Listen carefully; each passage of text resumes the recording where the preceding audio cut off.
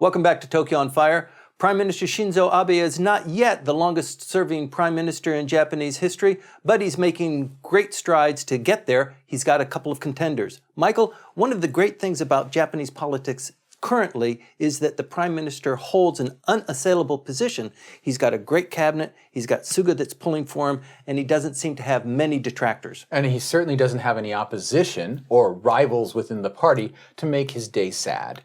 That's right. But his foreign minister has kind of made movements over the last couple of weeks. We've seen since the last time we spoke some amazing public statements by Foreign Minister Kishida about his eligibility, should there be any need, with a hand up like that, for him to step into the What explains this? This is a little bit strange. It's a little bit out of character. It's out of character because he's been such a good soldier, but he's a faction leader. And the reason the factions exist is to create and promote a leader of a set of individuals within the LDP who guns for the prime ministership. Okay, he is the head of his faction. It is not the biggest faction. It's not even the second biggest faction. How would he be able to promote himself to become prime minister? That's the thing. Again, since the last time we spoke, there is now talk of a merger between his faction and I believe the Aso faction are finally getting to final understanding.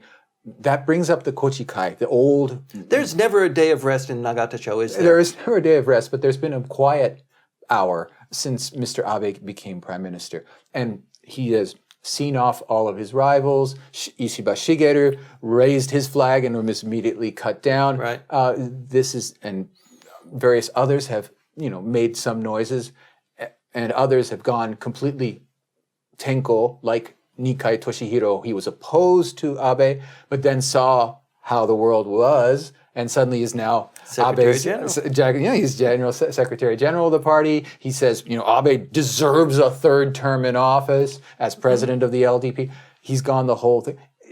It's been very quiet compared to normal LDP history. Suddenly, Kishida has decided it's time. The Abe administration has to start talking about successors. Right. And his faction and the Aso faction together would give this unified, whatever it's going to be called, faction, then they'll have to decide which traditional name they're going to keep or think of a brand new name. With that new faction, there will be a rival for Mr. Abe's faction, the Hosada faction, the Seiwakai. Huge. It overwhelms everything else. It's 95 members. Even with the combination of these two factions, it's still larger. It still will be larger than this combined faction, but at least it'll be in the ballpark. Okay. And there hasn't been any faction within the ballpark for a very, very long time. The Seiwakai has been dominant since the Mori administration, and they have been the kingmakers. Now, with that happening, and the economy puttering around and there being a reshuffle in terms of the U.S.-Japan relationship, which has been a big plus for Mr. Abe, I can see there's an opening there. Something like this couldn't happen, though, in the absence of some huge turmoil, though. I mean, something internal to Japanese politics. I don't think it has to be huge.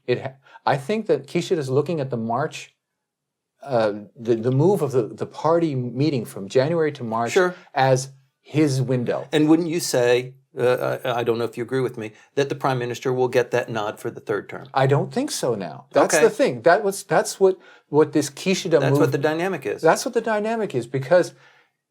Let's say he doesn't get it, then people are going to start jockeying for place, and the first person out of the shot, as Koike Yuriko has taught us, generally is the winner. That's right. In this case, he's put out his marker. If they have the merger of the factions, then you've got a way of saying, no, you're not going to get the votes that you need in the party meeting.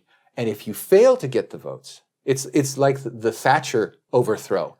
When she failed to get enough votes to get what she wanted in a party meeting, she was done. Right.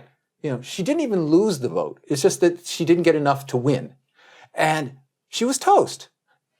I can see Kishida looking at a failed attempt to get him a third term as the crisis. Okay. So indeed, it's a crisis, but it's a crisis internal one, entirely held within the boundaries of the LDP. Of the LDP. So let's just play that one out just a little bit. Sorry let's if it's getting... let's backtrack and get this down. So if there is an election for prime minister, the second term is his last term. Under the current rules. Right. That means the LDP needs to appoint the winner. And in the Hosoda faction, if it's not Mr. Abe, who is out of the faction now, he is or was a member of the He's faction. on leave, yeah. Right, he's on leave.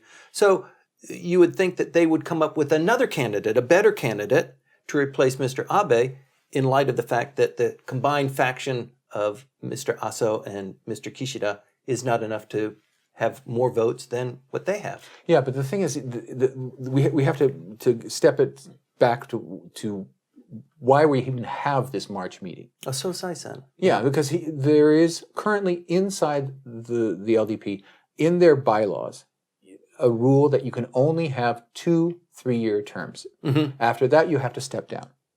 They have to change the bylaw. The plan was have an election in January this year, win the election. Abe is, of course, our leader. We love him so. March meeting. Oh, great dear leader. Thank you. You get a 3rd term. Right. And they changed the bylaws. That was the schedule. The schedule's been thrown off. There's no dissolution for this January or February on the roster. Instead, they'll be doing diet business. March meeting happens. Why should we reward him? A lot of people would say that.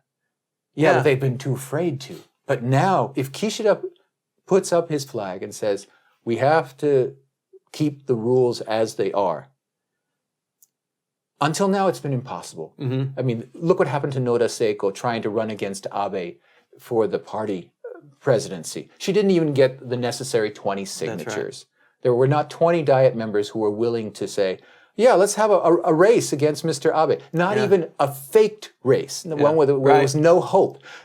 Only 19 showed up and signed her piece of paper. She couldn't get 20.